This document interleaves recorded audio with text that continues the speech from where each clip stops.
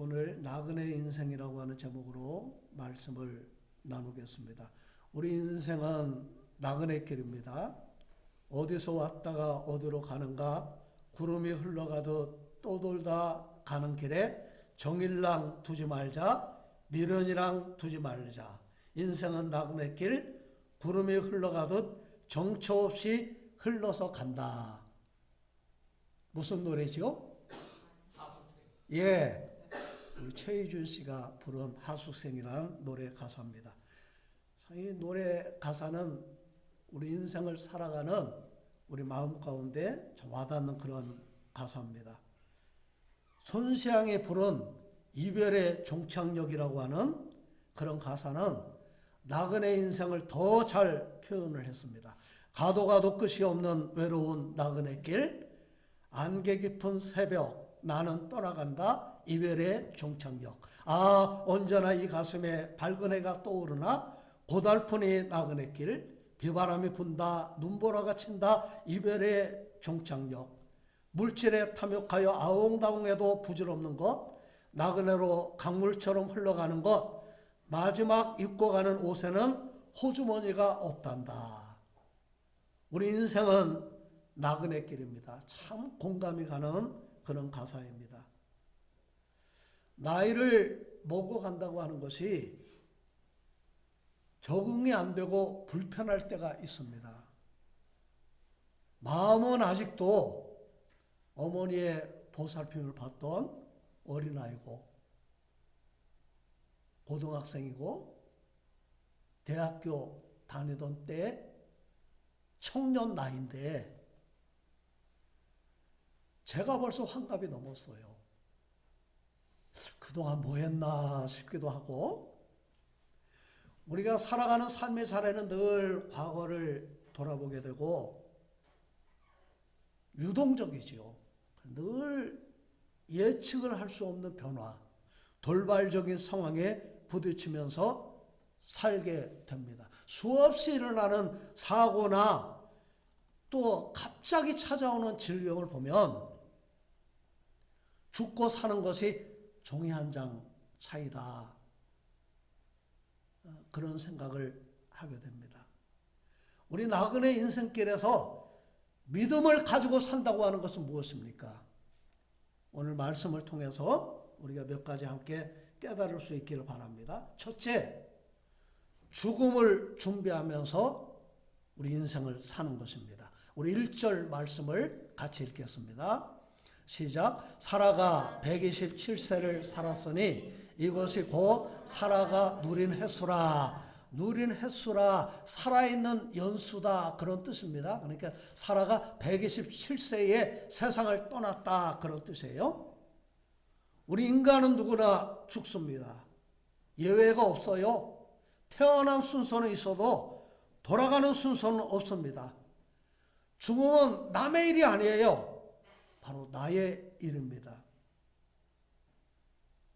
죽음은 언젠가 나에게 찾아올 것이고, 아내도 자식도 부모도 세상을 떠나게 될 것입니다.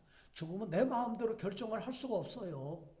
내가 내일 죽겠다 해서 올해는 죽을 수가 없습니다. 내 능력과 내 선택을 벗어나서 죽음이 있어요. 물론 사고로 갑자기 세상을 떠나기도 하고 스스로 목숨을 끊기도 합니다. 최근에 죽을 권리를 보장해주는 존엄사 문제는 아주 뜨거운 사회적인 화두가 되고 있습니다. 사람답게 죽을 수 있는 권리, 그것을 존엄사라고 하고, 평안한 죽음을 안락사라고 그렇게 말을 합니다. 안락사는 두 가지가 있습니다. 소극적인 안락사는 연명치료를 중단하는 거예요. 우리 박선 집사님이 잘 아실 것 같아요. 자, 그 다음에 적극적인 안락사가 있는데, 다른 말로 하면 의사 조력 자살이라고 그렇게 말을 합니다. 의사가 자살하려고 하는 사람의 의사를 확인을 하고 약물을 준비해서 두는 거예요. 그러면 본인이 그 약물을 주사바늘로 투약을 하든지 아니면 약물을 먹든지 15분 안에 편안하게 생명이 끝나는 그런 방법입니다. 스위스는 의사 조력 자살이 합법이기 때문에 방법이 너무나 간단하고 쉬워서 지난해에 한국 사람 중에 10여 명이 스위스에 가서 의사 조력 자살을 선택했다고 하는 그런 기사를 보았습니다. 참 육체적으로 고통 없이 편안하게 죽는 그런 죽음이면 얼마나 좋겠습니까? 맑은 정신으로 가족들에게 작별 인사를 하고 살 가망이 없을 때 더 이상 비싼 병원비 지불하지 않고 또 그냥 이렇게 여러 가지 신체적으로 꽂아가지고 호흡만 할 수 있도록 만드는 그런 신체적인 고통을 당하지 않고 그렇게 편안하게 세상을 떠날 수 있다면 얼마나 좋을까요? 그래서 우리는 편안하게 잠자듯이 주님 앞에 갈 수 있도록 오늘 저도 기도하고 여러분들도 기도해야 될 줄로 믿습니다. 참 그래서 우리는 죽음을 준비해야 되는데 삶과 죽음이 내 영역이 아니에요. 하나님의 영역이라고 하는 것을 우리가 겸손하게 인정을 해야 됩니다. 생명을 주관하시는 분이 누구예요? 하나님이십니다. 한 번 죽는 것은 사람에게 정해진 것이고 죽음으로 다 끝난다고 그랬어요. 그 후에는 뭐가 있어요? 심판이 있습니다. 히브리서 9장 27절 나옵니다. 예수 천당, 불신 지옥입니다. 예수 믿으면 천국 가고 심판이 축복이 됩니다. 아니 그런 게 어디 있어요? 네, 있습니다. 그리스도께서 내 죄를 위해서 십자가에 죽으시고 그 대가를 지불하셨기 때문에 우리가 그 예수님의 공로로 말미암아 우리는 구원받고 하나님의 자녀가 되고 천국의 소망 가운데 우리는 살게 되었다는 겁니다. 그래서 히브리서 9장 27절 한 번 죽는 것은 사람에게 정하신 것이요 그 이후에는 심판이 있으리니 그러면서 28절에서 이렇게 말씀했습니다. 이와 같이 그리스도도 많은 사람의 죄를 담당하시려고 단번에 들으신 바 되셨고 구원에 이르게 하기 위하여 죄와 상관없이 자기를 바라는 자들에게 두 번째 나타나시리라 그랬어요. 우리는 예수 그리스도의 십자가를 통해서 구원을 받았습니다. 우리는 오늘 죽어도 천국에 가게 될 줄로 믿습니다. 예, 그러나 구원받고 천국의 소망을 가지고 산다고 해도 천국이 아무리 좋다고 해도 죽는 것은 두려워요. 아쉽습니다. 참 가까운 사람이 세상을 떠날 때 나는 죽어본 적이 없잖아요. 한 번 죽는 거예요. 그런데 우리는 죽음을 목격을 합니다. 가까운 사람의 죽음을 우리는 목격을 하는데 그 고통과 슬픔은 말로 다할 수 없을 것입니다. 모세는 시편 90편 12절에서 이렇게 기도합니다. 우리에게 우리날 계수함을 가르치사 지혜로운 마음을 얻게 하소서. 계수한다, 히브리어 마나는 계산한다, 준비한다 그런 뜻이에요. 우리 날 계수함을 가르치사 내 인생이 끝나는 날을 준비하게 해 주시옵소서. 그게 모세의 기도입니다. 사도 바울은 고린도전서 15장 31절에서 내가 날마다 죽노라 그렇게 고백합니다. 그런데 그 고백을 고린도전서 15장 부활장에서 그 고백을 하고 있는 거예요. 그러면서 내가 그리스도 예수 우리 주 안에서 가진 바 너희에 대한 나의 자랑을 두고 단언하노니 그랬어요. 내가 날마다 죽는데 예수 그리스도 안에서 날마다 나는 죽는다는 거예요. 그리고 그렇게 나는 날마다 죽는 것이 나의 자랑이라고 그렇게 바울은 선포를 합니다. 내가 매일 죽는다 그럴 때 내가 죽고 내 안에서 예수님이 산다 그런 뜻으로도 해석할 수가 있지만 또 다른 해석이 있어요. 뭐냐면 나는 날마다 죽음 앞에 산다는 거예요. 죽음을 준비하면서 산다는 거예요. 근데 이 두 가지 해석이 다 가능한데 제가 볼 때는 이 고린도전서 15장 문맥으로 볼 때 후자가 더 맞는 해석 같습니다. 나는 날마다 죽음을 마주하고 살고 있다. 죽음은 멀리 있지 않습니다. 우리가 어떻게 죽음을 준비해야 될까요? 예수 그리스도를 나의 구주로 영접하시기를 바랍니다. 그리스도 예수 안에 살아야 돼요. 남은 여생 내가 죽고 예수 그리스도와 함께 살고 주님을 위해 살고 주님을 의지하며 살고 주님과 동행하며 사시는 제가 되고 이 자리에 계시는 여러분들이 다 되시기를 바랍니다. 자, 두 번째, 믿음으로 산다는 것은 나그네로 사는 겁니다.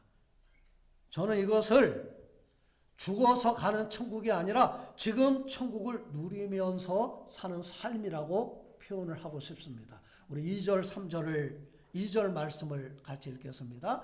시작. 사라가 가나안 땅 헤브론 곧 기럇 아르바에서 죽음에 아브라함이 들어가서 사라를 위하여 슬퍼하며 애통하다가 아브라함이 사라가 세상을 떠났을 때 슬퍼하며 애통했다는 거예요. 그런데 사라의 죽음을 다루면서 너무나 간단하게 다룹니다. 사라는 죽었어요.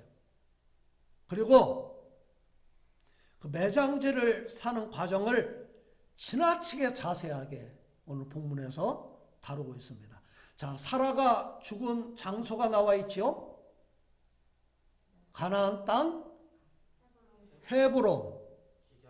예, 그러니까 이게 헤브론 다른 이름으로 기럇 아르바라고 그렇게 되어 있습니다. 그러니까 이제 헤브론은 이스라엘 그 예루살렘 남쪽에 한 30km 정도 떨어져 있는 그런 지점인데, 자, 우리 3절 4절을 읽겠습니다. 시작. 그 시신 앞에서 일어나 나가서 헷 족속에게 말하여 이르되 나는 당신들 중에 나그네요 거류하는 자이니 당신들 중에서 내게 매장할 소유주를 주어 내가 나의 죽은 자를 내 앞에서 내어다가 장사하게 하시오. 예, 아브라함은 죽은 사라의 매장을 위해서 땅을 구하는데 자신을 뭐라고 표현을 했어요? 나는 뭐예요? 예, 나그네고 거류하는 자다. 나는 이곳에서 태어난 사람이 아니에요. 나는 이곳에 뿌리가 있는 사람이 아니에요. 내 본향은 따로 있어요. 아브라함은 부자였습니다. 많은 소유가 있었고 많은 종이 있었는데 나그네 거류하는 자로 살았습니다. 자, 그렇게 살아는 이유가 무엇일까요? 천국의 소망을 가지고 살았기 때문에 그렇습니다. 아멘. 그 말씀이 어디 있어요? 히브리서 11장에 있습니다. 믿음으로 그가 이방의 땅에 있는 것 같이 약속의 땅에 거류하며 동일한 약속을 유업으로 함께 받은 이삭 및 야곱과 더불어 장막에 거하였으니 이는 그가 하나님이 계획하시고 지으실 터가 있는 성을 바랐음이라. 11장 9절 10절 그렇게 말씀하고 있습니다. 그 다음에 계속해서 13절부터 또 이렇게 고백합니다. 이 사람들은 다 믿음을 따라 죽었으며 약속을 받지 못하였으되 그것들을 멀리서 보고 환영하며 또 땅에서는 외국인과 나그네임을 증언하였으니 그들이 같이 말하는 것은 자기들이 본향 찾는 자임을 나타냅니다. 그들이 나온 바 본향을 생각하였더라면 돌아갈 기회가 있었으려니와 그들이 이제는 더 나은 본향을 사모하니 곧 하늘에 있는 것이라. 이러므로 하나님이 그들의 하나님이라 일컬음 받으심을 부끄러워하지 아니하시고 그들을 위하여 한 성을 예비하셨느니라. 아멘. 자, 믿음을 따라 죽은 사람들은 나그네의 삶을 살았지만 어디를 사모했어요? 본향을 사모했어요.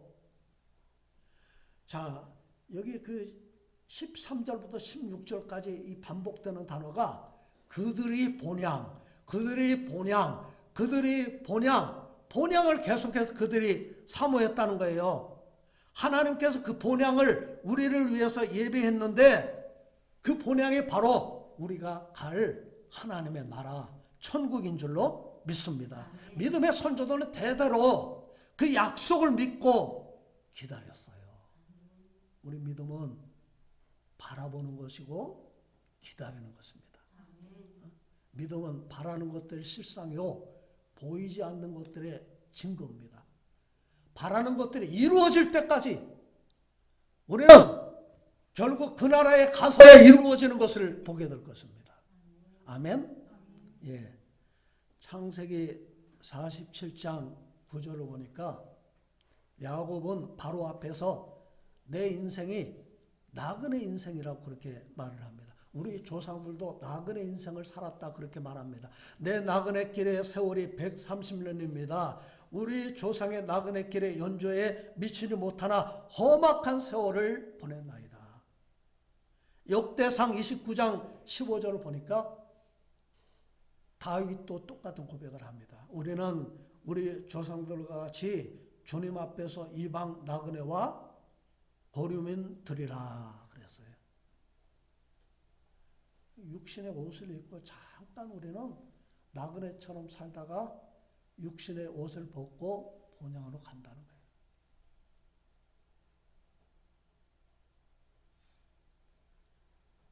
그게 죽어서 가는 천국입니다.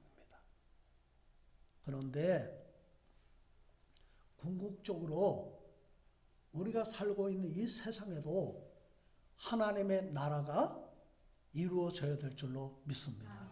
주님이 다스리시는 나라, 주님이 통치하시는 나라, 내 안에 주님이 통치하시는 나라가 이루어지는 것이 지금 내가 천국의 삶을 사는 거예요. 아멘? 예. 그러므로 우리 믿음은 죽음의 한계를 뛰어넘는 겁니다. 믿는 것은 그런 거예요. 사람이 태어나기 전에 어머니 뱃속에서 우리는 10개월을 살게 됩니다. 우리 뱃속에서의 삶은 이 땅에서의 삶과 전혀 다른 삶입니다. 이 땅에서는 우리가 땅 위에서 걸어다니면서 살지만 어머니 뱃속에서는 어때요? 물속에서 우리는 살아요. 지금 우리가 내가 이렇게 마시고 내가 먹고 내 발로 걸어다니고 내가 말하지만 뱃속에서는 탯줄로 어머니와 연결이 되어 있잖아요. 그래서 호흡도 탯줄로 하고 영양분도 탯줄로 공급받고 나는 그 안에서 물속에 물주머니 속에서 그냥 헤엄치면서 그 안에서 10개월 동안 준비하고 성장하고 그렇게 되는 겁니다. 그렇게 10개월 동안 있는 것은 이 땅에 태어나서 살 준비를 하는 거예요. 태어나면 뱃속과는 전혀 다른 환경이 펼쳐집니다. 상상할 수 없는 그런 일들이 태어나면 벌어지는 거예요. 엄마 뱃속이 편안하고 좋다고 나오지 않으면 엄마도 죽고 아기도 죽습니다. 태어나서 탯줄을 자르지 않으면 안 돼요. 탯줄을 자르면 그때부터 내가 울고 내가 호흡하고 내가 먹고 내 발로 걷고 그러면서 청년이 되고 장년이 되고 노년이 되는 겁니다. 그렇게 이 땅에서 우리는 100여 년 살아가는 것은 영원한 삶을 준비하는 거예요. 어머니 뱃속에서 10개월 있으면서 이 땅에 100년 살 준비를 하는 것처럼 이 땅에 우리가 100년 사는 것은 영원히 살 준비를 하는 겁니다. 어떤 사람은 믿음의 가정에 태어나서 일찍 영원한 삶을 준비할 수도 있어요. 어떤 사람은 구원받은 강도처럼 죽기 바로 직전에, 저는 그런 적도 있었어요. 갑자기 교회로 전화가 왔어요. 그래서 예배 드려달라고. 갔더니 이분이 임종 직전이에요. 그래서 그분에게 영접 기도를 시키고 기도를 했는데, 기도하는 도중에 소천했어요. 우리가 죽기 직전에 예수 믿는 그런 경우도 있죠. 어떤 분은 50살 살다가, 저는 이 앞에 있는 우리 동자가 예수님을 나의 구주로 영접하면 좋겠습니다. 예수님이 누군지를 알고 그분을 영접하고 그분과 동행하는 삶을 살면 진심으로 저는 그러기를 바라고, 그런 삶을 하나님이 동행하시고 책임져 주실 줄로 믿습니다. 여러분은 영원히 살 준비를 하셨지요?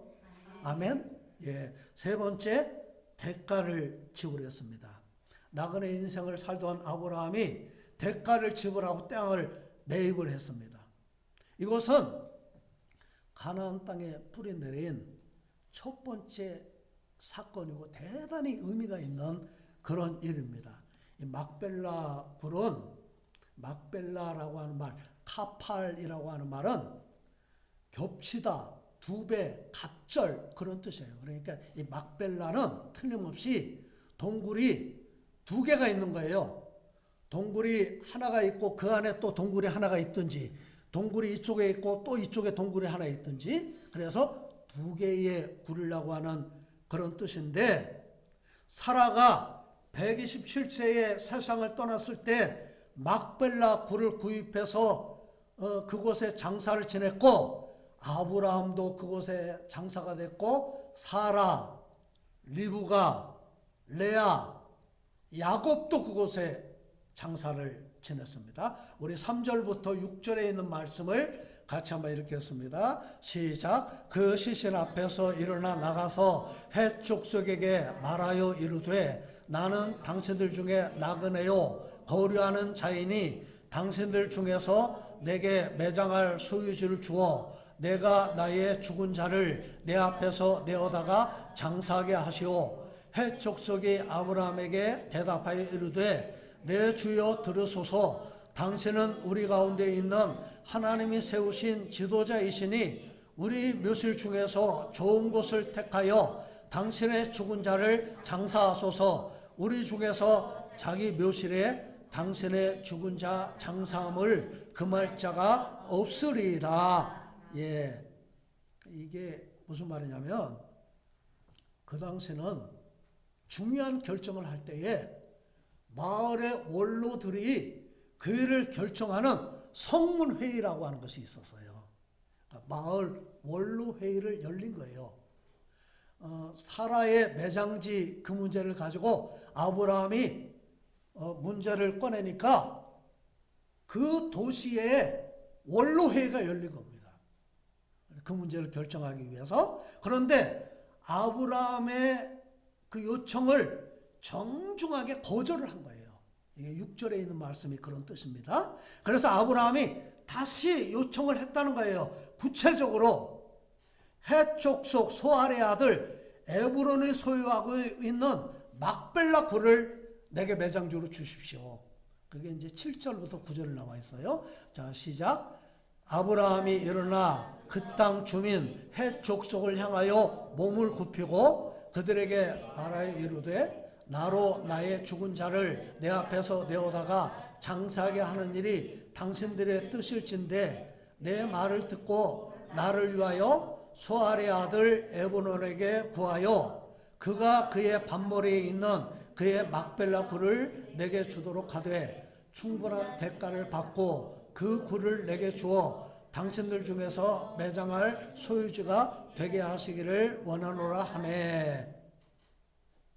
그래서 도시 원로 모임에서 아브라함이 너무나 간곡하게 요청하니까 그 일을 허락을 했다는 거예요. 그런데 10절 11절을 또 보세요. 자, 시작. 에브론이 헷 족속 중에 앉아 있다가 그가 헷 족속 그 성문에 들어온 모든 자가 듣는 데서 아브라함에게 대답하여 이르되 내 주여 그리 마시고 내 말을 들으소서. 내가 그 밭을 당신에게 드리고 그 속의 굴도 내가 당신에게 드리되 내가 내 동족 앞에서 당신에게 드리오니 당신의 죽은 자를 장사하소서. 이게 무슨 말이냐면 영구적으로 아브라함에게 그 막벨라 굴을 팔지 않고 그냥 매장지를 쓸 수 있도록 주겠다, 그런 뜻이에요. 그렇게 되면 아브라함이 죽으면 소유주는 다시 에브론에게 돌아가는 거예요. 자, 그래서 정당한 소유권을 얻기 위해서 영구적으로 그 땅을 소유하기 위해서 값을 지불하겠다는 거예요. 그게 12절 13절 시작. 아브라함이 이에 그 땅의 백성 앞에서 몸을 굽히고 그 땅의 백성이 듣는 데서 에브론에게 말하여 이르되 당신이 합당히 여기면 청하건대 내 말을 들으시오. 내가 그 밭값을 당신에게 주리니 당신은 내게서 받으시오. 내가 나의 죽은 자를 거기 장사하겠노라. 흥정하지 않고 그 대가를 지불했는데 은 400세겔을 지불을 했어요. 이게 엄청난 금액입니다. 사무엘하 24장 42절에 보니까 다윗이 아라우나의 타작마당을 사는데 은 50세겔에 그 타작마당을 삽니다. 그러니까 이게 무덤이 어떤 작은 동산 정도 된다, 그렇게 봐도 상당히 이렇게 비싼 대가를 지불을 하고 산 겁니다. 그러니까 이 죽은 사람을 장사하는 것 이상의 의미가 있는 거예요. 그러니까 매장제라고 하는 것은 유목민들은 어디 한 곳에 정착하지 않습니다. 자기 땅을 소유하지 않아요. 여기저기 떠돌아 다니는 사람이 유일하게 영구적으로 소유하는 땅이 바로 매장지입니다. 중요한 것은 그 땅을 영구적으로 소유하기 위해서 대가를 지불을 했다는 거예요. 여러분, 그냥 얻어지는 것은 아무것도 없어요. 일시적인 것이 아니라 영원한 나라를 소유하기 위해서 대가를 지불해야 될 줄로 믿습니다. 대가를 지불하고 여러분 그 땅을 사시기를 바랍니다. 그 땅이 그 말씀이 어디 있어요? 마태복음 13장에 그 말씀이 나옵니다. 예수님이 비유하신 천국의 비유 가운데 이런 말씀이 있습니다. 천국은 마치 밭에 감추인 보화와 같으니 사람이 이를 발견한 후 숨겨두고 기뻐하며 돌아가서 자기의 소유를 다 팔아 그 밭을 사느니라. 오늘 예배하는 저와 여러분들이 나이가 젊은 동제든지 이제 환갑이 지난 저든지 저보다 연세가 더 많으신 어르신들이든지 누구든지 간에 영원한 나라 천국을 소유하고 천국을 또 누리면서 사시기를 주님의 이름으로 축복합니다. 우리 기도하겠습니다.